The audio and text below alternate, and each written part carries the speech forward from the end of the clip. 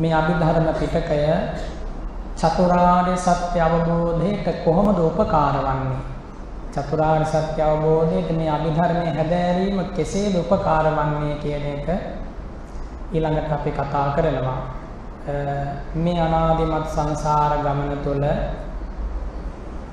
ඔබත් මාත් දැනෙන සංසාර ගමන තුළ මේ උතුම් ශ්‍රී සද්ධර්මය හදාරන්නට අවස්ථා ලබා ගත්තා නම් බොහෝම සීමිතයි. බුදෝපතක් යම්සේද මිනිසත් බවක් යම්සේද එසේම සද්ධර්ම ශ්‍රවණය දුර්ලභ වන නිසා මේ වගේ අවස්ථා බොහෝම සීමිත ප්‍රමාණයක් ලැබුණේ. තථාගතයන් වහන්සේ වැඩ සිටපු කාලේ එකම 4 පද ගාථාවක නමුත් ධර්මයක් ශ්‍රවණය කරපු ශ්‍රාවකවරු ඒ 4 පද ගාථාව අහලා අවසන් වෙනකොට ධර්මය අවබෝධ කරගනිද්දී කෙනෙකුට හිතෙන්න පුළුවන් අපෙන් පවා අහලා තියෙනවා බොහෝ දෙනා ස්වාමින් වහන්සේ මේ අභිධර්මය ඉගෙනගෙන තිබිය යුතුමද චතුරාර්ය සත්‍ය අවබෝධ කරගන්න කියලා. මේ අභිධර්මයේ උගත යුතුමද චතුරාර්ය සත්‍ය අවබෝධ කරගන්න කියලා. මේ ප්‍රශ්නයත් බොහොම වැරදි ප්‍රශ්නයක්. ශ්‍රද්ධාව තියෙන කෙනෙකුගේ කටින් අවදාමත් ඒ වගේ ප්‍රශ්නයක් අහන්නේ නැහැ. ශ්‍රද්ධා මාත්‍රයක් තියෙන කෙනෙක්වත් ස්වාමීනි මේ ධර්මයේ ඉගෙන ගත යුතුමද චතුරාර්ය සත්‍ය අවබෝධ කරගන්න කියලා අහන්නේ නැහැ. ප්‍රශ්නේම වැරදි. අතීත සංසාරයේ ඒ විදිහට එක ගාථාවක් අහලා මගපර ලැබපු උතුමෝ අතීත සංසාරයේ මේ ධර්මයේ කාන්තයෙන් ප්‍රගුණ කරලා තියෙනවා. දුකසේ ඉගෙනගෙන තියෙනවා. වාචෝද්ගත කරලා තියෙනවා. හොඳම උදාහරණය චුල්ලපන්තක මහරහතන් වහන්සේ. පළවෙනි පදය පාඩම් කරගෙන ටික කාලයක් යනකොට දෙවෙනි පදය අමතක වෙනවා. දෙවෙනි එක අමතක කළා තුන්වෙනි එක මතක් වෙනවා. පළවෙනි එකයි තුන්වෙනි එකයි අමතකයි හතරවෙනි එක විතරක් මතකයේ තියෙනවා. ඉතින් අන්තිමට සසුනේ එපා වෙලා අතහැර දාලා යන්න හදනකොට අයියා වූ මහරහතන් වහන්සේට එහෙම ප්‍රඥාවක් නැහැනේ තථාගතයන් වහන්සේ වගේ. ඉතින් බුදුරජාණන් වහන්සේ මහා කරුණාවෙන් පිහිට වුණා. කොච්චර පිහිට වුණාද කියනවා නම් ඒ අතීත සංසාරයේ උතුමන් වහන්සේ පුරුදු කරපු මහා පාරමී ධර්ම දැකලා දකුණු ශ්‍රී හස්තේ දෙගු කරලා ඒ පුංචි ස්වාමීන් වහන්සේගේ හිස පිරිමදිනවා. බුදු කෙනෙකුගේ බඳු කරුණාවක් ලබන්න කොච්චරනම් පින් පුරලා තියෙන්න ඇතිද නේද? ඉතින් ඒ නිසා මේ ධර්මයේ අතීතයේ හදාරපු කෙනෙක්මයි එක ගාථාවකින් හරි ගාථා දෙකකින් හරි උද්ධටිතඥ හෝ වේවා විපංචිතඥ හෝ වේවා ඤෙය්‍ය හෝ වේවා පදපරම හෝ වේවා කවුරු හරි කෙනෙක් දුකින් අත මිදුණා නම් මේ ධර්මය හදාරලාමයි අත මිදුනේ. ඒක එහෙමමයි කිසිම සැකයක් නැහැ. ඉතින් ඒ නිසා මේ අභිධර්මයට මේ අභිධර්ම පිටකයට තවත් නමක් තමයි පරමත්ථ දේශනා කියලා කියන්නේ. පරමත්ථ දේශනා, පරමාර්ථ දේශනාව. අභිධර්මයේ පරමත්ථ දේශනා. පරමාර්ථය කියලා කිව්වට පස්සේ උත්තමෝ අවිපරීතෝ වත්තෝ පරමත්ථෝ කියලා කියනවා. පරමත්ථ දේශනා. ඊළඟට මේ අභිධර්මයට තවත් නමක් තියෙනවා යථා ධම්මානුශාසනාව කියලා. යථා ධම්මානුශාසනාව. යථා ධම්මානුශාසනාව. නැත්නම් යථා ධම්ම ශාසනය කියලා කියන්නත් පුළුවන්. යථා ධම්ම ශාසනය. යථා ධම්ම ශාසනය. ඒ යථා ධම්ම ශාසනය කියලා කියන්නේ ධර්මයන්ගේ රූප ධර්මවල නාම ධර්ම නාම රූප ධර්මවල ඇති සැටියෙන් ප්‍රකට කරන සැබවින්ම මේ අභිධර්ම පිටක ඉගෙන ගනිද්දී දැන් සූත්‍ර පිටක ඉගෙන ගනිද්දී ඒ තුළ තියෙනවා යම් කතා රසයක්. එක බමුණෙක් බුදුරජාණන් වහන්සේ ළඟට ඇවිල්ලා ඒ ප්‍රශ්න අහපු හැටි තථාගතයන් වහන්සේ උත්තර දීපු හැටි පෙරලා ප්‍රශ්න අහපු හැටි මේ කතාවත් එක තමයි සූත්‍ර ඉගෙන ගන්න ලැබෙන්නේ. ඒ නිසා බොහෝ දෙනෙකුට සූත්‍ර දේශනා බොහොම ප්‍රියයි. කතා රසයකුත් තියෙන නිසා උපමා ආදී දේවල් තථාගතයන් වහන්සේ දේශනා කරන නිසා ඒ වගේම සෑම සමාජ තරාතිරමක්ම නියෝජනය වන පරිදි සූත්‍ර දේශනා වෙච්ච නිසා දැන් සමහර කෙනෙක් කියනවා බ්‍රාහ්මණ පඬිතෙක්, සමහර කෙනෙක් කියනවා රජ කුලයේ රජ කුමාරයෙක්, සමහර කෙනෙක් කියනවා කුඹුරු වැඩ කර ඉන්න ගොවියෙක්, සමහර කෙනෙක් කියනවා ගවයන් පාලනය කර ගොපල්ලෙක්. මේ හැමෝටම ගැලපෙන විදිහේ දේශනා එකතුවක් තමයි සූත්‍ර පිටකය කියන්නේ. ඉතින් දැන් අපට මේ සූත්‍ර දේශනා කියවද්දී සූත්‍ර දේශනාවට විවිධත්වයක් තියෙනවා. සෑම දේශනාවකම කෙරෙන්නේ චතුරාර්ය සත්‍ය පිළිබඳ විවරණයක්. හැබැයි සූත්‍ර දේශනාවේ විවිධත්වයක් තියෙනවා. ඒ නිසා දැන් ලෝකේ අපි සෑම දෙනාම විවිධත්වයට ටිකක් ප්‍රිය කරනවානේ. ඒ නිසා මේ සූත්‍ර පිටකයේ ධර්මපරයාය බොහෝ දෙනෙකුට බොහොම චිත්තාකර්ෂණීය ධර්මපරයායක් වෙලා තියෙනවා. ඒ ආස්වාදයේ කියවීම මාත්‍රයෙන් මේ අභිධර්මයේ තුලින් නොලැබෙන නිසා එයත් මේ අභිධර්මයේ යත්තන්ගේ ජීවිතවලින් ටික ටික ඈත් වෙනවා. ඒක බොහොම අවාසනාවක්. දැන් මම මේ ඊළඟට කියන කාරණයෙන් ඔයත්තන්ට ඒ කරුණ මනාවකට වැටහෙනවා. අභිධර්මය උගන්වන අපේ ලොකු ස්වාමීන් වහන්සේලා මේ අභිධර්මයේ උගන්වද්දී කියන්නේ මේ නාම රූප පරිච්ඡේද කතාව කියලා දෙනවා කියලා. නව මහා විදර්ශනා ඥානවල එක ඥානයක් තමයි නාම රූප පරිච්ඡේද ඥානය කියලා කියන්නේ. සප්ත විසුද්ධියෙන් ගෙනුත් එහෙමයි. එතකොට මේ නාම රූප පරිච්ඡේද ඥානය ලැබීම සඳහා මහෝපකාර වන මේ ඉගැන්වීමට කියනවා නාම රූප පරිච්ඡේද කතාව කියලා. නාම රූප පරිච්ඡේද කතාව. මේ සියල්ලම ඔබ ඉගෙන ගන්නේ කෙලෙසුන් ප්‍රහාණය කරලා සිව්සස් දහම් ප්‍රතිවේධ කරලා විරාගී භාවයෙන් කාම රූප අරූප කියන මේ ලෞකිකත්වයට නොඇලී ලෝකයෙන් නිදහස් වූ කෙනෙකුයි මේ ධර්ම ඉගෙන ගන්න. බුදුරජාණන් වහන්සේ දේශනා කරනවා චතුරාර්ය සත්‍ය අවබෝධ කිරීම සඳහා කෙලෙස් ප්‍රහාණය කිරීම අවස්ථා තුනකින් සිද්ධ වෙනවා. පළවෙනි අවස්ථාවට කියනවා තදංග ප්‍රහාණය කියලා. තදංග වශයෙන් කෙලෙස් ප්‍රහාණය කිරීම තදංග ප්‍රහාණය. තදංග කියලා කියන්නේ කෙලෙස් මේ කායිකව වාචසිකව ඕලාරික වශයෙන් වැරදි හැසිරීම් ලාමක හැසිරීම් දුසිල්කම් හැටියට මතුවෙන්න නොදී සුරක්ෂිත කරනවා ආරක්ෂා කරන කෙනෙක් කියනවා තදංග වශයෙන් කෙලෙසුන් යටපත් කිරීම කියලා. දැන් අද පිරිසිදු සීලයක පිළිපීම මුල් කරගෙන තදංග වශයෙන් කෙලෙසුන් යටපත් වෙනවා. වචනේ සංවර කර ගැනීම පිණිස, කය සංවර කර ගැනීම පිණිස పూర్ව එකඟතාවයකටපත් වුණා උදෑසන කාලේ. එනිසා එපමණකින්ම තදංග වශයෙන් කෙලෙස් යටපත් වෙනවා. ඊළඟට විස්කම්බන වශයෙන් කෙලෙස් ප්‍රහාණය කිරීම වික්ඛම්බන කියලා කියනවා. විස්කම්බනය කියලා කියන්නේ සිතට පවා ලාමක අදහස් ඇතිවෙන්න නොදී සිත දමනය කිරීමට කියනවා වික්ඛම්බන වශයෙන් කෙලෙසුන් ප්‍රහාණය කිරීම කියනවා. විස්කම්බන ප්‍රහාණය. ඊළඟට සමුච්ඡේද වශයෙන් කෙලෙසුන් ප්‍රහාණය කිරීම. සමුච්ඡේද වශයෙන් කියන්නේ මුළුමනින්ම ඉතිරියක් නැති වංශු මාත්‍රයකින්වත් සෝවාන් මාර්ගයෙන්, සකදාගාමි මාර්ගයෙන්, අනාගාමි මාර්ගයෙන්, අරහත් මාර්ගයෙන් කියන මේ මාර්ග හතරෙන් සිද්ධ වෙන කෙලෙස් ප්‍රහාණයට කියනවා සමුච්ඡේද ප්‍රහාණය කියලා. සමුච්ඡේද ප්‍රහාණය. සත්තෝ ගුහායම් භවුනාபிචන්නෝ තිත්තං නරෝ මෝහනස්මින් පගාල්හෝ දූරේ විවේකායි තථා විදෝසෝ කාමාහි ලෝකේ නහි සුඛාය. එහෙම තමයි බුදුරජාණන් වහන්සේ දේශනා කරන්නේ. දැන් විවේකය ගැන මෙතන කතා කරේ මේ සත්වයෝ මේ ශරීරයේ කියන මේ ගුහාවේ මුලාවටපත් වෙලා සත්වෝ ගුහායම් භවුනාபிචන්නෝ අනේක විද ආකාරයකින් සැඟවිලා මෝහණයකටපත් වෙලා ජීවත් වෙන්න කියනවා. සත්වෝ ගුහායම් භවුනාபிචන්නෝ මේ ගුහාවේ මුලා වෙච්ච මුලාව කොච්චරද කියනවා නම් අපේ මහ බෝසතාණන් වහන්සේ සසර දුකෙන් අත මිදෙන්න ලෝතර බුද්ධ රාජ්‍යයටපත් වෙන්න චිත්තෝපාදයේ ප්‍රථම චිත්තෝපාදයේ ඇති කරගත්ත 20 අසංඛ්‍ය කල්ප ලක්ෂයකට එහා පැත්තෙත් අපි මේ සංසාරේ හිටියා. අදත් ඉන්නවා. තවත් අසංඛ්‍ය කල්ප කීයක් යයිද කියන්න බැරි තරම්.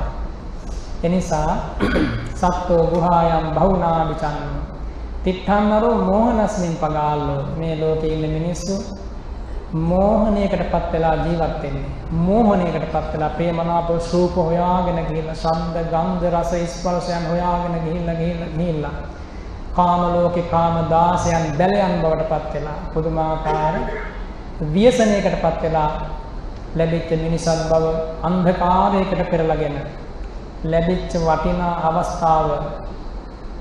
වටිනා අවස්ථාවේ මේ පංච උපාදානස්කන්ධ ලෝකයේ දකින්න තියෙන දහම් මැස අන්ධ කරගෙන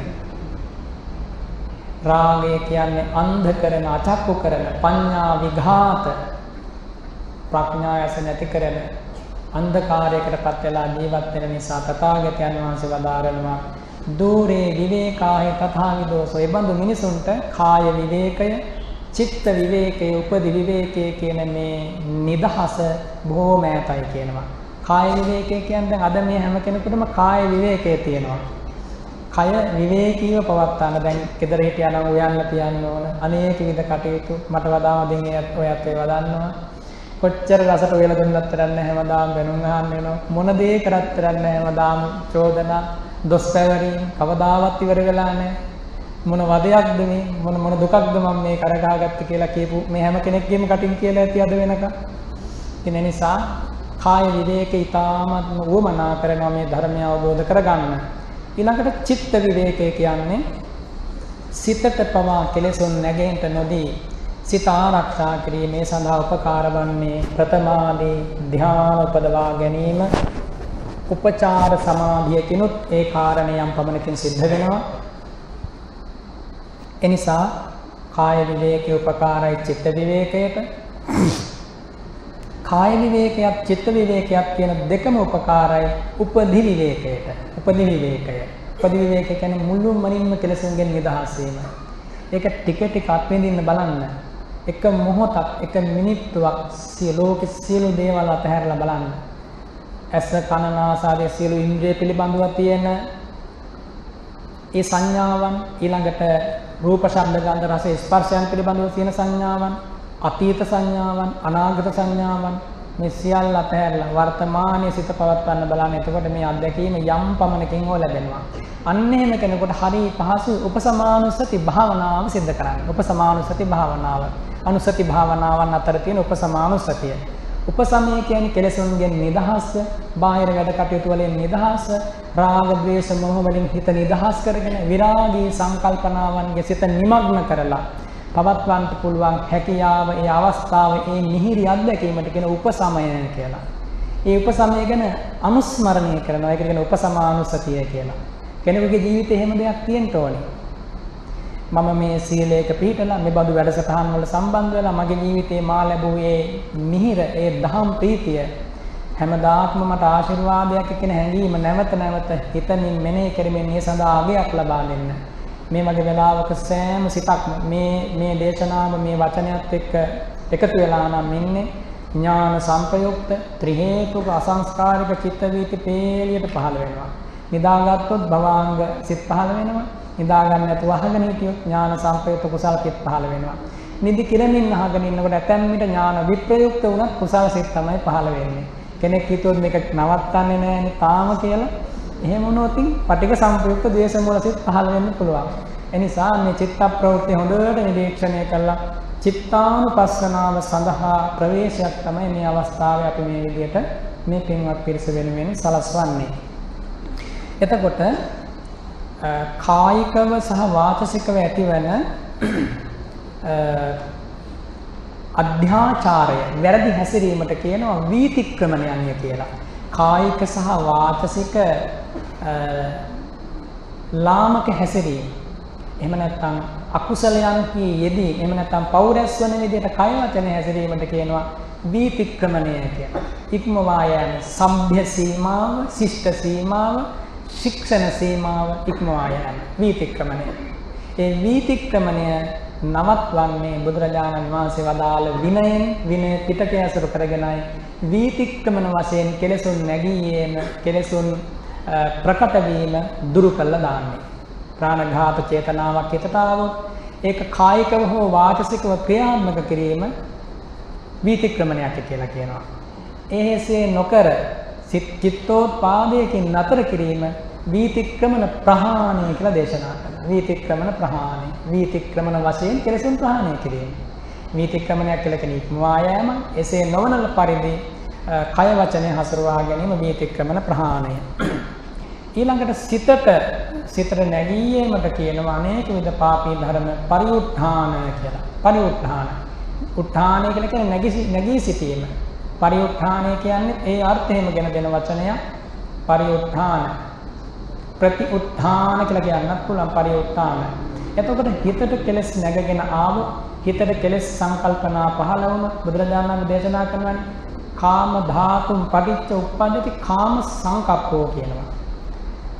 කාම සංඥා කාම ධාතුම් පටිච්ච උප්පජ්ජති කාම සංඥා කාමක සංකල්පනා අදහස් මේ කාම ධර්මයන්ට අයිති යමක් මේ ලෝකේ වේනම් අන්නේ කාම ධර්ම පාදක කරගෙන කාම සංඥාවක් ඇති වෙනවා. බලන්න මේ ජීවිතේ දුක එන හැටි කාම සංඥම් පටිච්ච උප්පජ්ජති කාම සංකප්පෝ කාම සංඥාව නිසා කාම සංකල්පනා ඇති වෙනවා. කාම සංකල්පනා පාදක කරගෙන කාම ඡන්දය ඇති වෙනවා. අපේ මනාප රූප ශබ්ද ගන්ධ රස ස්පර්ශයන්හි ආස්වාදය ලැබීමේ කැමැත්ත. කාම ධාතුවක් නිසා කාම ධාතුන් පටිච්ච උප්පජ්ජති කාම සංඥා කාම සංඥම් පටිච්ච උප්පජ්ජති කාම සංකප්පෝ කාම සංකප්පම් පටිච්ච උප්පජ්ජති කාම ඡන්தோ කාම ඡන්දම් පටිච්ච උප්පජ්ජති කාම පරිදාහෝ පරිලාහෝ කියනවා. කාමේ නම් දැවිල්ල ඇති වෙනවා කියනවා. කොච්චර ලැබුණත් නැති කාම පරිදාහය හරියට පිපාසයට ලුණු වතුර බීමක් හා සමානයි. කාම පරිදාහය මුල් කරගෙන තථාගතයන් වහන්සේලා දාරනවා කාම පරියේෂණ කාම ධර්ම හොයාගෙන යනවා. ඔබත් මමත් අනාදිමත් සංසාරේ ඔන්න ඔය විදිහට තමයි මේ දුකට වැටුනේ. කාම පරියේෂණයට ගියාට පස්සේ බුදුරජාණන් වහන්සේ බදාරනවා කාම පරියේෂණයට ගියපු ධර්මය නොදන්න විනය නොදන්න යෝනිසෝ මනසිකාරය ගැන දන්නේ නැති කෙනා අනේක විද කායික වාචික අකුසලයන් සිද්ධ කරනවා කියනවා. කායික වාචික අකුසලයන් සිද්ධ වුණොත් කැමැත්තෙන් වුණත් අකමැත්තෙන් වුණත් නිරය, තිරිසන් ලෝකේ, പ്രേත ලෝකේ, අසුරාපාය බලාපොරොත්තු විය යුතුයි. ඒකේ අහඹ බවක් නැහැ. ඒ නිසා මේක මවිතේර කාරණයක් නෙමෙයි. මනුස්ස ලෝකේ ඉන්න කෙනෙක් ඔළුව පල්ලට දාලා මහ පොළොව පලාගෙන අපාය යනවා කියන එක අහඹ දෙයක් නෙමෙයි. ධර්මදාරී උතුමෝ, සිල්වත් ගුණවත් උතුමෝ අතිශයින් බහුතරයක් ඉන්න කාලේ බරපතල පාපී ධර්ම කරපු අය ඒ සිල්වත් උතුමා ගුණවත් උතුමන්ගේ බලය නිසා ඒ සිල්වත් ගුණවත් උතුමන් වහන්සේලාට චෝදනා නින්දා අපහාස කිරීම පාදක කරගෙන මේ මහ පොළොව පලාගෙන මිනිස්සු බොහෝ දෙනෙක් බලා ඉඳද්දී අවීචයට ගියපු අවස්ථා ගැන අපේ ශ්‍රී සද්ධර්මයේ තුල සඳහන් වෙන අවස්ථා 5ක් විතර. ඉතින් කෙනෙකුට හිතෙන්න පුළුවන් මේ වගේ කාලයක ඒ වගේ ඇයි එහෙම සිද්ධ වෙන්නේ නැත්තේ මහ පොළොව පලාගෙන යන්නේ නැත්තේ කියලා. ඔයත් අතෙන් හිතලා නැද්ද? මේ වගේ කාලයක මහ පොළොව පලාගෙන ගියොත් පැලිච්ච නැති තැනක් හොයන්න බැරි වෙනවා. ඉතින් ඒ නිසා එච්චරකට අධ්‍යාචාර බහුල කාලයක්. ඉතින් ඒ නිසා මේ සිත වීතික්‍රම වශයෙන් හිතට මේ කයෙන් සහ වචනයෙන් සිද්ධ වෙන වැරදි ලාමක හැසිරීම දුරු කරන්න විනය පිටකේනු ඒ වගේම සිතට පවා කෙලෙස් නැගගෙන යන අවස්ථාවන් පාලනය කිරීම පිණිස සමාධිය උපකාර වෙනවා. සමාධිය උපදවා ගන්න මඟ පෙන්වන ධර්මපරයායක් තමයි සූත්‍ර පිටකය කියන්නේ. ඒ වගේම අනුසය වශයෙන් යලි කිසිදාක අනාගතයේ දුකක්, පීඩාවක්, වේදනාවක්, කම්පනයක්, චලනයක් ඇති නොවන විදිහට පුද්ගලයෙක්ව, ශ්‍රාවකයෙක්ව ආර්ය ශ්‍රාවකත්වයට පමුණුවලා සියලු කෙලෙසුන් ප්‍රහාණය කරලා අනුසය වශයෙන් කල්ප ගානකින් පවා මතු නොවන විදිහට සියලු කෙලෙසුන් ප්‍රහාණය කරන්නේ අනුසය වශයෙන් කරන ප්‍රහාණය. ඒවත් අනුසය ප්‍රහාණය තුලින් ඒ සඳහා උපකාර වන්නේ මේ අභිධර්ම පිටකයේ කෙරෙන ඉගැන්වීම් මනාකොට ඉගෙනගෙන හදාරලා අර්ථ විමසීම වශයෙන් නිවනට යොමු කරලා යෝනිසෝ මනසිකාරයේ වශයෙන් පැවැත්වීම තුළින් තමයි අනුසය ප්‍රහාණය කියන එක සිද්ධ කරගන්න ආසන්නම කාරණේ බවට පත්වන්නේ. ආසන්නම කාරණේ. එතකොට මේ සූත්‍ර පිටකයේ ඒ උතුම් ශ්‍රී සද්ධර්ම දේශනාවලිනුත් මේ කීප සියලු දේ සිද්ධ වෙනවා. එක විනය ශික්ෂාපදයක් ශ්‍රද්ධාවෙන් හදාරන ඒ පිළිබඳව චිත්ත ප්‍රසාදය ඇති කරගෙන ඒ ප්‍රීතිය, ඒ පස්සද්ධිය, ඒ කායික වූ සුවය සතුට මේ විනය ගැන මෙනෙහි කරද්දී, රකින්න විනය ගැන සිහි කරද්දී, සීලානුස්මෘතියක් වශයෙන් මගේ ජීවිතය ගැන මෙනෙහි කරද්දී මට ඇතිවෙනා වූ මේ සතුට ආදී වශයෙන් මේ සතුට ගැන, ඒ විනය ගැන, ඒ ශික්ෂණය ගැන මෙනෙහි කළත් කෙනෙකුට සකල විද ක්ලේශයන් ප්‍රහාණය කරලා සසර දුකින් අත මිදෙන්න පුළුවන්. හැබැයි මේ සියලු දෙනාම අතීත සසර ගමන තුළ මේ ජීවිතය අරහත්ත්වයේ වෙනුවෙන්, අනාගාමී වීම වෙනුවෙන්, සකදාගාමී වීම වෙනුවෙන්, සෝවාන් වීම වෙනුවෙන් බොහෝ කාලයක පටන් අනේක විද දුක් උහුලලා මේ ශ්‍රී සද්ධර්මයේ පරියාප්ති වශයෙන්, ප්‍රතිපත්ති වශයෙන් හදාරමින් පුරුදු කරමින් ආපු ගමනක අවසාන ප්‍රතිඵලයක් තමයි මහා රහතන් වහන්සේලා ලෝකෙට පහළ වෙන්නේ. රහත් උත්තමාවියන් මේ ලෝකෙට පහළ වෙන්නේ. නිකන් නෙවෙයි මේක සිද්ධ වෙන්නේ. ඉතින් ඒ නිසා අද මේ ඔබ ගන්නා වෙහෙස, මේ ඉගෙන ගැනීම, මේ ජීවිතේ හෝ වේවා මතු දිනක සියලු කෙලෙසුන් පහාණය කරලා අරහත්ත්වයට පත් වෙච්ච දවසක හැරිලා බලනකොට මේ ජීවිතය ගැන, අතීත සසර ගමන ගැන, මේ විපස්සනා භාවනා මධ්‍යස්ථානට ඇවිල්ලා අපි මේ විදිහට මේ ධර්මයේ හදාරලා බුදුරජාණන් වහන්සේගේ අනුත්තර ප්‍රතිවේද ප්‍රතිපත්ති ශාසනයේ මිහිර විඳගත්තා කියලා සීවේ. ඒ වෙනකන් ඉවසීමෙන් ගමන් කිරීම ඔබට බාර වෙනවා. ඒ සඳහා අවශ්‍ය මඟ පෙන්වීම මහා සංඝරත්නයට බාර වෙනවා. දැන් ඔබට මේ කාරණා එකිනෙක ඉදිරිපත් කරන්නේ ඔබට අසන්නට ලැබිලා තියෙනවා අදි සීල ශික්ෂා, අදි චිත්ත ශික්ෂා, අදි පඤ්ඤා ශික්ෂා කියලා ශික්ෂාවන් තුනක් පිළිබඳව. අදි සීල ශික්ෂාව, අදි චිත්ත ශික්ෂාව, අදි පඤ්ඤා ශික්ෂාව. අදි සීල, අදි චිත්ත, අදි පඤ්ඤා. ඇයි අදි කියලා කියන්නේ? උසස් කියන එක. එහෙම නැත්නම් මහත් කියන අර්ථය. එහෙම නැත්නම් සාමාන්‍ය මිනිස් මනසක හැසිරීම ඉක්මවා ගිය කියන එක. සාමාන්‍ය මිනිසෙකුගේ මිනිස් මනසේ හැසිරීම තමයි ලෝභ පගතං, දෝෂ පගතං, මෝහ පගතං. ලෝභයෙන්, දේශයෙන්, මොහෙන් යුක්තව තමයි අති බහුතරයක් කාය වාග් මනෝ සමාචාර සිද්ධ වෙන්නේ. ඉතින් අදි සීලය කියන්නේ ඒ බඳු අනාදිමත් සසරක පාපයට බල වෙලා හිටපු පුද්ගලයෙකුගේ සිත, කය, වචනය කියන මේ තුන් දොරින් කය වචනේ මනාව හික්මවීම අදි සීල ශික්ෂාව කියලා කියනවා. අදි සීල ශික්ෂා, අදි සීල ශික්ෂාව. අද වගේ දවසක මේ අත් සෑම කෙනෙක්ම අදි සීල ශික්ෂාවෙන් හික්මිච්ච පිරිසක්. සතුටු වෙන්න. පිරිසක් ලෝකෙට ගිහලා මේක කරන්න බෑනේ. අදි සීල ශික්ෂාවෙන් හික්මිච්ච පිරිසක්. සිල් රකින්න හම්බෙන්නේ නැහැ. සතර අපාය වැටෙනවා. ඊළඟට අදි චිත්ත ශික්ෂාව කියලා කියන්නේ සිතටවත් කෙලෙස් ඇති නොවන විදිහට සමාධියක් උපදවා ගැනීමෙන් ඇතිවන ශික්ෂණයට කියනවා අදි චිත්ත ශික්ෂණය කියලා. අදි චිත්ත ශික්ෂාව සමාධියක් උපදවා ගැනීම තුලින් ඇතිවෙන්නා වූ හික්මීම. හික්මීම කියන වචනේ, ශික්ෂණය කියන වචනේ තේරුම තමයි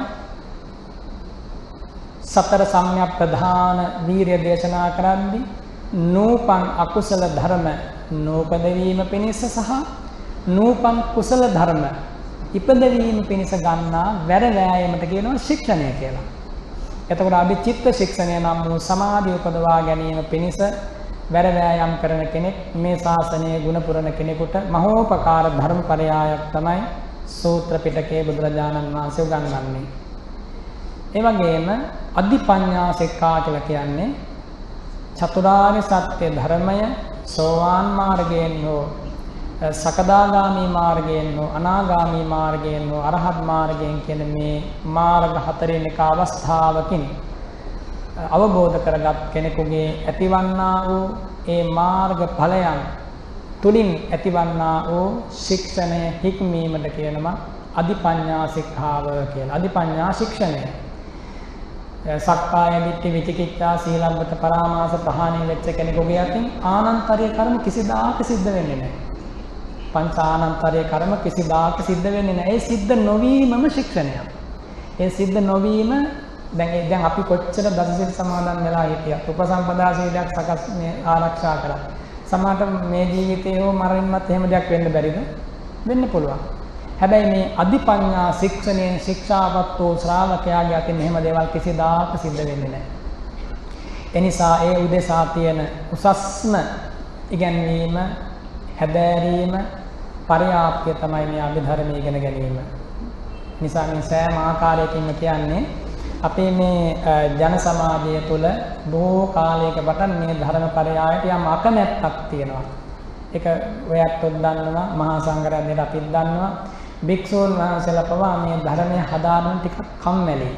කම්මැලිකම නිසා ඒකට ලේසයන් හදා ගන්නවා. කරුණු හදාගෙන මෙන්න මේ කරුණු නිසා මේ ධර්මය හැදෑරුවේ නැතුවට කමක් නැහැ. හැදෑරුවේ නැතුවට කමක් නැහැ කියලා. ඉතින් ඒකේ තියෙන බිහිසුණු විපාක කොච්චරද කියනවා නම් අද වෙනකොට මේ ධර්මය බුදුරජාණන් වහන්සේ වදාළ ධර්මයක් නෙමෙයි කියන තත්වයටම ඇතැම් භික්ෂූන් වහන්සේලා සැහැසි වෙලා සාහසික වෙලා සැහැසි වෙනවා කියන්නේ සාහසික වෙනවා කියන්නේ මුරණ්ඩු වෙලා කිව්වම තවත් මේ තෝරලා කිව්වොත් එහෙම බුදුරජාණන් වහන්සේට ලැබෙන දානේ වළඳනවා. බුදුරජාණන් වහන්සේට ලැබෙනද මේ අපේ මේ මහා පංකමකට දාන දෙනවා නෙවෙයිනේ. බුදුරජාණන් වහන්සේට ලැබෙන දානේ වළඳලා සිවුරු පරවලා සෙනසුන් පරිභෝග කරලා භාග්‍යවතුන් වහන්සේට ලැබෙන සීල සත්කාර සම්මාන වලට හිමිකම් කියන්න ගිහිල්ලා ඒ දේවල් ඒ විදිහටම කරගෙන බුදුරජාණන් වහන්සේගේ බුදුමුවින් වදාළ ශ්‍රී සද්ධර්මයට අපහාස කරනවා. මම හෝ වේවා යම් භික්ෂුන් වහන්සේ නමක් එහෙම කරොත් මොනතරම් බරපතල පාපයක්ද කරන්නේ? හිතලා බලන්න. අද කාලේ මේ වගේ තත්ත්වයක් මේ රටේ තියෙන්නේ. මේ රටේ විශේෂයෙන්. අපි ඒව ගැන ඉස්සරහට ටික ටික කතා කරමු අවස්ථාවේ හැටියට. ඕපාදෝපාවශ්‍ය නැහැ ධර්මයට මේ ධර්මයේ තියෙන වටිනාකම ඒ විදිහටම ඔයත්න්ගේ හදවත්වල මතු කිරීම වෙනුවෙන් යමක් කතා කිරීම ඒක විවේචනයක් නෙවෙයි. ඒක ඕපාදූප කතා කිරීමක් නෙවෙයි. මේකට උපකාරක ධර්මයක්මයි. බුදුරජාණන් වහන්සේගේ මේ ශ්‍රී සද්ධර්මයේ පළවෙනි ධර්ම සංගායනාවේදී මහා රහතන් වහන්සේලා සංගායනා කරද්දී සංගායනාවට නතු කරලා කොටස් කරලා අනාගත ශ්‍රාවකයන් වෙනුවෙන් පිනැතියන් වෙනුවෙන් සුරක්ෂිත කළද්දී නිකාය පහකට මේ ධර්මපරයාය බුදුරජාණන් වහන්සේගේ ශ්‍රී මුඛ දේශනාව නිකාය පහකට සංග්‍රහ කරලා දේශනා කරලා සුරක්ෂිත කරලා ශ්‍රී මුඛ පරම්පරාවෙන් ආපු ඒ ධර්මයන් රහතන් වහන්සේලාගේ පරම්පරාවෙන් ආපු ඒ ධර්මයන් අද දක්වාම ලෝ සතුන්ට කරුණාවෙන් ඇසෙන්ට සැලැස්සුවා. එතකොට දීඝනිකාය මධ්‍යම සංයුක්ත අංගුත්තර කියලා නිකාය හතරක් ඉන් අනතුරු කුද්දක නිකාය. දීඝ මධ්‍යම සංයුක්ත අංගුත්තර කියන මේ නිකාය හතරට අදාළ වන ධර්මපරයායන් හැරුණාට පස්සේ කුද්දක නිකායට අදාළ වන ග්‍රන්ථ 15ක් තියෙනවා සූත්‍ර පිටකේ. ඒ ග්‍රන්ථ 15ක් ඊළඟට මුළු විනය පිටකයක් මුළු අභිධර්ම පිටකයක් මුල්ම කාලේ කුද්දක නිකායට අන්තර්ගතව මහරහතන් වහන්සේලා කටපාඩමින් දරාගෙන ශිෂ්‍යයන්ට උගන්වමින් අද දක්වාම ප්‍රවර්තනය කරන්ට ඒ අදිතාලම ඒ අද්විතීය උත්සාහය එහෙම නැත්නම් ඒ භණ්ඩාකාරික පරියප්ති හදාරණය මහරහතන් වහන්සේලා සිද්ධ කළා. එතකොට නිකාය වශයෙන් පහකට මුළු බුද්ධ වචනේම අන්තර්ගත කළ දේශනා කරද්දී නිකාය වශයෙන් පහකට අන්තර්ගත කළ උගන්වා වදාරද්දී කුද්දක නිකායට තමයි මේ අභිධර්ම පිටකය ඇතුළත් වන්නේ. නිකාය වශයෙන් පහකට කොටස් කරලා මේ ධර්මය උගන්වනකොට මහරහතන් වහන්සේලා විනය පිටකයක් අභිධර්ම පිටකයක් ඇතුළත් කළේ කුද්දක නිකායට. මේවා බොහොම උනන්දුවෙන් සිහිපත් කරලා මතක තියාගන්න. මේවා මතක තියාගැනීමේ වටිනාකම තමයි කාටවත් බෑ මේ පින්වත් පිරිසගේ හිතවල මිත්‍යා අදහසක් රෝපණය කරන්න. මේ දේවල් ඉගෙන ගත්තට පස්සේ මේක ඇතිවන වාසි අනන්තය අප්‍රමාණයි. ලාභයන් අනන්තය අප්‍රමාණයි. කවදාකවත් කිසිම කෙනෙකුට රවට්ටන්න බෑ. දැන් මේ ජීවිතේ හැම කෙනෙක්ම අඩු වැඩි වශයෙන් රැවටිලා තියෙනවනේ. ඕන කෙනෙක් මෙතන ඉන්න අහඹුලස කෙනකින් ඇහුවොත් කියයි රැවටිච්ච ලොකුම රැවටිච්ච අවස්ථාවක් කියන්නේ කියලා කිව්වොත් ජීවිතේ එකක් නෙමෙයි ස්වාමීනි 20ක් 30ක් තියෙනවා මට මතක් වෙන්නේ නැහැ හරියට කියන්න ඕනේ කොහොමද කියලා කියන්නේ. ඒ නිසා මේ ධර්මයේ හදාරපු කෙනෙක් කිසිදාක කිසිම තැනක රැවටෙන්නේ නැහැ මුලා වෙන්නේ නැහැ. මුලාවෙන් මායාවෙන් රැවටීමෙන් නැගී සිටින්නට මහෝපකාරයක්. එතකොට සූත්‍ර පිටකයේ තියෙන ධර්ම ග්‍රන්ථ නැත්නම් ධර්මයන් ධර්මපරයායන් උගන්වද්දී සූත්‍ර වශයෙන් උගන්වනවා නිකාය වශයෙන් උගන්වනවා දීඝ නිකාය මජ්ක්‍ධිම නිකාය සංයුක්ත ආදී වශයෙන් ඊළඟට විනය පිටකය ඉගෙන ගනිද්දී පරාජිකා පාළි පාචිත්‍ය පාළි ආදී වශයෙන් අගට පාළි කියන උපශබ්දයේ යටතේ තමයි ඒ ධර්මපරයාය හදාරන්න ලැබෙන භික්ෂුන් වහන්සේලාට භික්ෂුණීන්ට විශේෂයෙන්. එතකොට මේ අභිධර්මය හඳුන්වද්දී ඒ සඳහා ප්‍රකරණ එහෙම නැත්නම් පකරණ කියන මේ ශබ්දය මේ හැඳින්වීම මේ නාමය මේ සඳහා එකතු කරනවා. ප්‍රකරණ ධම්ම සංගණි ප්‍රකරණය කියලා අපි ඉගෙන ගන්න. ධම්මසංගණික ප්‍රකරණ. පාලියෙන් ගත්තොත් ප්‍රකරණ, සංස්කෘතයෙන් ගත්තොත් ප්‍රකරණ, සිංහලයෙන් මේ දෙකම පාවිච්චි කරන්න පුළුවන් වරදක් නැහැ. එතකොට මේ ප්‍රකරණ කියන ශබ්දාර්ථය නැත්නම් මේ ශබ්දයේ අර්ථය ගත්තොත් මේ උතුම් ධර්මයට අදාළව ගත්තොත් ග්‍රන්ථය පොත කියන පොත් වහන්සේ ග්‍රන්ථ රත්නය කියන අර්ථයේ මේ ප්‍රකරණය කියන ශබ්දය යෙදෙනවා. තවත් අර්ථවල මේ ප්‍රකරණය කියන ශබ්දය යෙදෙනවා. කාරණය කියන අර්ථයේ අවස්ථාව කියන ප්‍රකරණය යෙදෙනවා. ඒ තස්මින් ප්‍රකරණේ භික්ඛු සංඝං සම්නිපාතාපෙත්වා කියලා එම කියන්නේ. ඒ අවස්ථාවේ බුදුරජාණන් වහන්සේ භික්ෂු සංඝයා රැස් කරලා ඉතින් මේ ප්‍රකරණය කියන ශබ්දයේ බඳු අර්ථයක් තියෙනවා. මෙතනදී මේ අවස්ථාවේදී මේ ඉගෙනීම තුළදී ප්‍රකරණ කියන පදයෙන් අදහස් කරන්නේ ධම්ම සංගණිය නම් වූ උතුම් ධර්ම ග්‍රන්ථය. ධර්ම සංගණිය නම් වූ උතුම් බණ පොත කියන අදහස තමයි ධම්ම සංගණි ප්‍රකරණ කියලා කියන්නේ. විභංග ධාතු කතා ආදී ඒ විදිහටම ගන්නට ඕනේ. මේ ප්‍රකරණ කියන શબ્දය කෙනෙකුට හිතෙන්න පුළුවන් නේ. දැන් මෙව තමයි මේ මන්ද ප්‍රඥයන් මතු කරන කාරණා. දැන් ප්‍රකරණ කියන පූර්ව කරනේ ප්‍රකරණ පූර්ව කර ධාතුවෙන් සකස් වෙච්ච මේ ශබ්ද මූලයට ඇතැම් විශේෂයෙන් විදේශික අපරදික විචාරකයන් දෙන අර්ථයක් තමයි මේ අභිනවයෙන් නිර්මාණය කරන ලද හදන ලද දෙයකට කියන ප්‍රකරණයක් කියලා. ඒ වුණ බලන්න මේක වර්ධවා ගන්න හැටි. ඊ타ත්ම උපක්‍රමශීලී ලෙස බෞද්ධයන්ගේ ශ්‍රද්ධාව නැති කරන්න, බුදුරජාණන් වහන්සේගේ ශ්‍රාවකයන්ගේ ශ්‍රද්ධාව පිරිහෙලන්න බොහොම කාලයක පටන් සිද්ධ කරන ලද උපක්‍රමයන්ගේ ප්‍රතිඵලයක් හැටියට විශේෂයෙන් අපරදිග උගතුන් කියලා කියන්න පුළුවන් ඇතැම් දේවල් ඇතැම් ශාස්ත්‍රයන් හදාarලා තියෙන නිසා අපරදිග විචාරකයන් බුදුරජාණන් වහන්සේගේ මේ ශ්‍රී සද්ධර්මය නොඑක් ආකාරයෙන් විචාරයට භාජනය කරනවා. ඒ කෙනෙකුටවත් හොඳට මතක තියාගන්න එකම සුද්ධෙකුටවත් ශ්‍රද්ධා මාත්‍රයක් තිබිලා නෙමෙයි මේ ධර්මය විචාරයකට භාජනය කරන්නේ. අපි ඒ ගැන වචනයක් කතා කරොත් අද අපේ රටේ තියෙන බුදුරජාණන් වහන්සේගේ ශ්‍රී සද්ධර්මයේ නාමයෙන් පෙනී සිටින සෑම අධ්‍යාපන ආයතනයකින්ම කෙරෙන්නේ තේරවාදීන්ගේ ගෞරවනීය උරුමය කෙලසීම. පුළුවන් නම් මෙතනින් එක්කෙනෙක් හරි නැගිටලා කියන්නේ ඒක එහෙම නෙමෙයි කියලා. මේ ලංකාවේ තියෙන උසස් අධ්‍යාපන ආයතන තියෙනවා. විශේෂයෙන් බුදුරජාණන් වහන්සේගේ ශාසනයේ නාමයෙන් තියෙන. අපි නම් කියන එක වැරදීනේ. ඒ එකම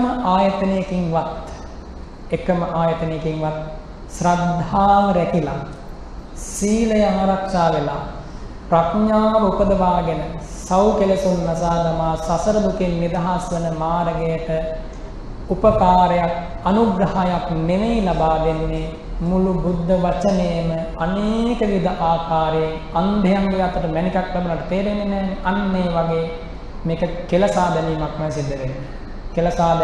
සිද්ධ වෙන්නේ. කොච්චරනම් මේ කෙලසීම අද වෙනකොට උත්සන්නද කියනවා නම් ඇතැම් උසස් අධ්‍යාපන ආයතනවල ඇතැම් උපාධීන් සඳහා ප්‍රශ්න පත්‍ර සකස් කරද්දී විශේෂයෙන් මේ විෂයන් සම්බන්ධයෙන් අභිධර්මයේ අනුව පසුකාලීන අභිධර්මයේ අනුව මුල් බුද්ධ වචනයට පසුකාලීන අර්ථ විවරණයක ඕන හදන හැටි ප්‍රශ්න අභිධර්මයේ අනුව මුල් බුද්ධ වචනයට කෙරෙන පසුකාලීන අර්ථ විවරණයක විමසන්න. බැරි වෙලාවක් කිව්වොත් එහෙම ඉගෙන ගන්න කෙනෙක් මේක බුදුරජාණන් වහන්සේගේ ධර්මයක් මේ ප්‍රශ්නයම වැරදි කියලා යාට ඒ ආයතනයෙන් ඒ ඇකඩමියෙන් උපාධිය විකුණන්නේ නැහැ. දෙන්නේ නැහැ. ඉතින් ඔන්න ඔය තත්වයට අද වෙනකොට මේ ලංකාවේ බෞද්ධ අධ්‍යාපනය කෙලසිලා තියෙන නිසා සතුටු වෙන්න මේ වගේ තැනකට ඇවිල්ලා ශ්‍රද්ධාවෙන් මේ ධර්මය හදාරන්න ලැබීම සම්බන්ධයෙන්. ඒ නිසා බුදු සසුනම පවතින ශ්‍රද්ධාව මත. සද්ධා, විරිය, සති, සමාධි, ප්‍රඥා. ප්‍රඥාව නම් වූ චතුරාර්ය සත්‍ය අවබෝධයට ප්‍රවේශද්වාරයේ ශ්‍රද්ධාව. මගවියදම්, වීරිය, සතිය, සමාධිය. එනිසා එබඳු ආభాෂයක් ලැබපු කෙනෙක් ඉන්නවා නම් මේ වගේ තැනක වහාම ඒ අදහස් මුළුමනින්ම ඉවත් කළා දාන්න. ඒ වයින් කරලා මේ ගැන තාමත්ම ශ්‍රද්ධාවෙන් අදහා ගන්න. මැරෙන දවසට ඔය කවුරුවත් නැහැ. උගත් ධර්මය ශ්‍රද්ධාවෙන් පුරුදු කරපු ධර්මයේ විතරයි මහෝපකාර වෙන්නේ. ඉතින් ඒ නිසා මේ ප්‍රකරණ කියන શબ્දය බුදුරජාණන් වහන්සේගේ අභිධර්ම පිටකයට ලැබෙන්නේ අන්නේ විදිහට ධර්ම ග්‍රන්ථය කියන අර්ථයෙන්. ධර්ම ග්‍රන්ථය කියන අර්ථයෙන්. ඉතින් අපේ රටේ එදා මෙදා තුර ගත්තොත්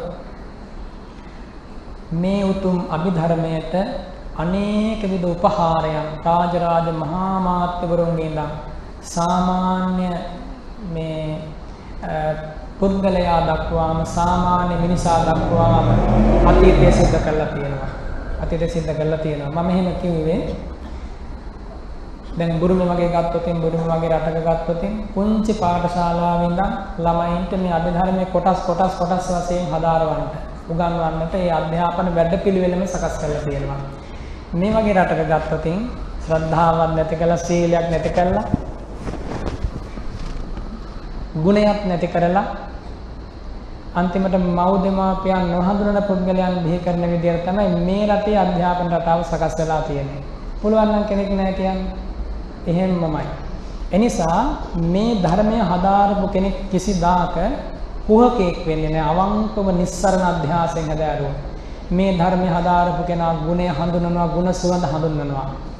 මේ ධර්මය හදාරපු කෙනා සීලය හඳුනනවා, සීල සුවඳ හඳුනනවා. මේ ධර්මය හදාරපු කෙනාගේ කරුණාව හඳුනනවා, කරුණාබර සිතක තියෙන සෙනෙහස හඳුනනවා. මේ ධර්මය හදාරපු කෙනා තමයි මහා බෝසත් ගමන අවබෝධ කරගන්නේ. මේ ධර්මය හදාරපු කෙනාට තමයි මහා බෝසතාණන් වහන්සේගේ අප්‍රමාණ කැපකිරීම ගැන දැනෙන්නේ.